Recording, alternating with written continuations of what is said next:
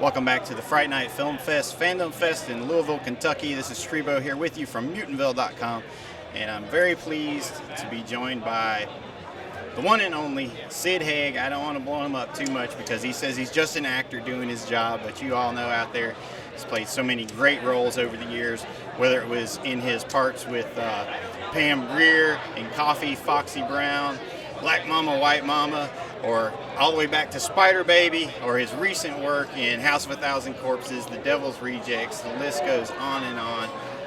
The one, the only, Mr. Sid Haig. Thank you for joining us, sir. Hey, it's my pleasure. My pleasure. Thank you. What we want to know is, what inspired you to get into acting back in the day?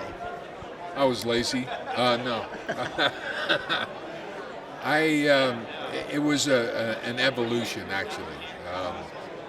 When I was small, I was a young kid, I was really clumsy because I was growing so fast that, my bones and muscles and tendons and all that stuff just were trying to catch up to one another. And I was bumping into stuff and carrying on. So my parents decided they'd sign me up for a dance class. And I just fell in love with it. I thought it was the greatest thing in the world. And by the time I was 7 years old, I was getting paid to dance.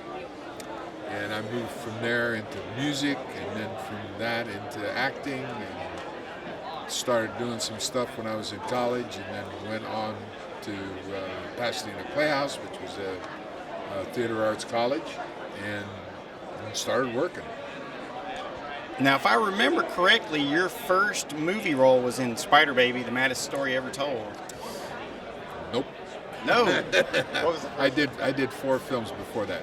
I did Jack Hill's student film at UCLA, okay, and Jack being the director of Spider Baby. Then I worked for Jack again in a film called Bloodbath. I did a Western called Firebrand, and a TV show, the original Untouchables, okay, and then I did Spider Baby.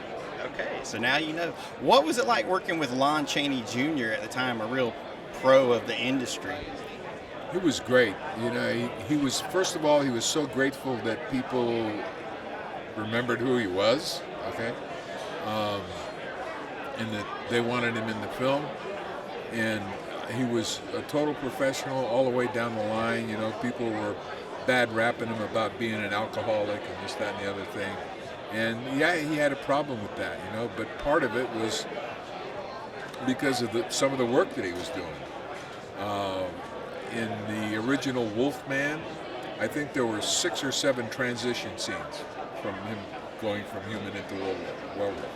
Well, they didn't have the technology back then, so he had to lie down on the spot, could not move, and stare up at a target, and they would shoot a few feet of film, and then the makeup man would come in and put a little hair on, and then they'd shoot a few more feet of film, and that process would go on and on and on until he became the Wolfman.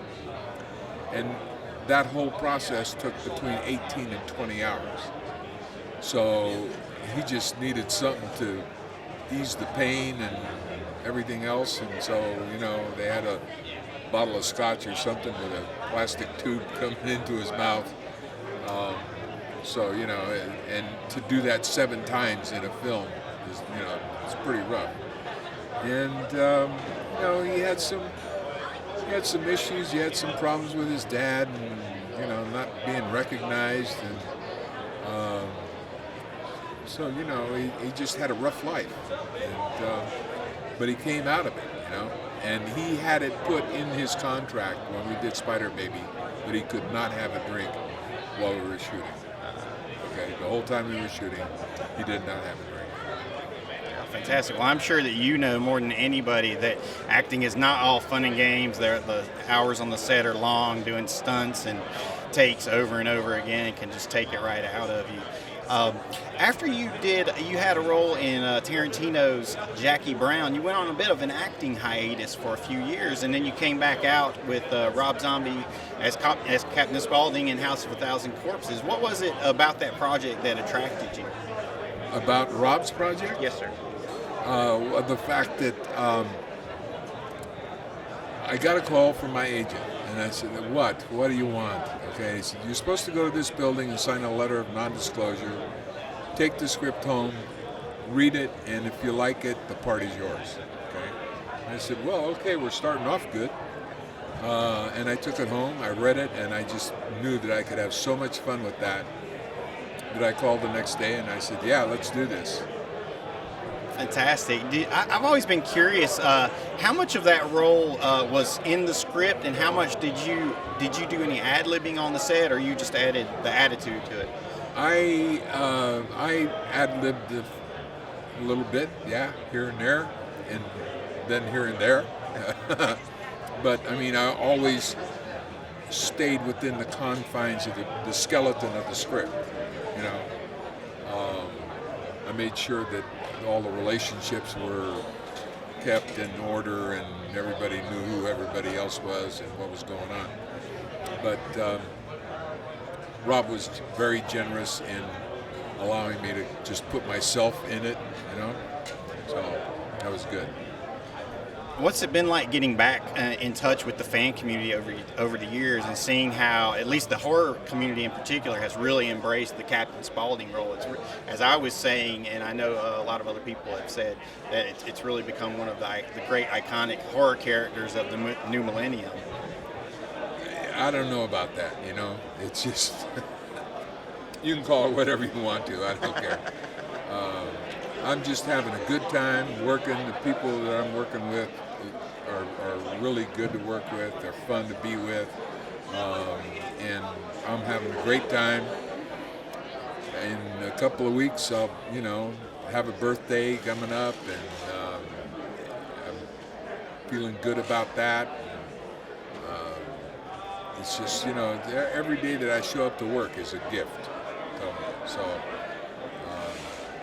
I'm feeling good, and I'm so grateful that I've had that second opportunity to make things work. Yeah. What kind of advice do you have to aspiring actors, up-and-coming actors out there today? Never quit. Never, never, never quit. Okay? If you're passionate about what it is that you want to do, then you stick to it, and you keep sticking to it until you get it done. And never, never, never have a backup plan, because if you do, you will go to it. Because nobody has a backup plan that is more difficult to do than what it is that you really want to do. It's not like saying that, well, you know what I want to do with my life is raise chickens, and if that don't work out, I'll be a brain surgeon. Okay? No, it doesn't work that way. Okay? So, you know, just stick with it, man.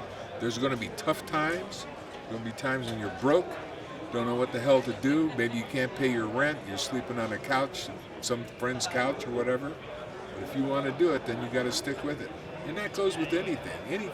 Any job description you want to look at, you know, you just have to stick with it. Tell our fans out there where they can keep up to date with everything going on with Sid Haig and what you have coming out next. Okay. You can come to my website. I like to keep things simple. SidHaig.com. Okay? Easy peasy. Nice and simple. Thank you so much for your time. Thank you all out there. And we've enjoyed talking to the man who's keeping it tutti fucking fruity. This is Strebo at Mutantville.com. We'll see you back at the Fright Night Film Fest. Sid Haig. All right. Bye.